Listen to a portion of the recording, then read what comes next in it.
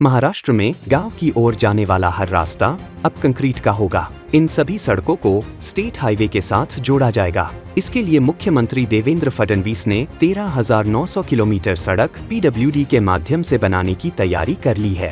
गावाला जाणारा रस्ता ही कॉन्क्रीटचा रस्ता आपण तयार करणार आहोत। पण आपल्याला माहिती आहे की आपल्याकडे आपण मुख्यमंत्री ग्राम सडक योजनेत, प्रधानमंत्री ग्राम सडक योजनेत तयार करतो, 5 वर्षांनी 7 वर्षांनी ते खराब होतात आणि त्याच्या मेंटेनन्सची आपल्याकडे व्यवस्था नसते आणि म्हणून व्हाईट टॉपिंगचा उपयोग करून आता आपण जवळपास 7,000 किलोमीटर एडीबीच्या माध्यमातून आणि 7,000 किलोमीटर न्यू डेव्हलपमेंट बँकेच्या माध्यमातून, त्यासोबत पीडब्ल्यूडीच्या अंतर्गत आपण ओडीआर टू स्टेट हायवे याच्यामध्ये न्यू डेव्हलपमेंट बँकेसोबत आपली एक बैठक झाली आणि जवळपास राज्यामध्ये 13,900 किलोमीटरचे रस्ते हे आपण त्यांना प्रपोज केले आहेत। त्यांनी तत्वता मान्यता दिली आहे। आता त्याचा पीपीआर आपण या ठिकाणी करणार आहोत।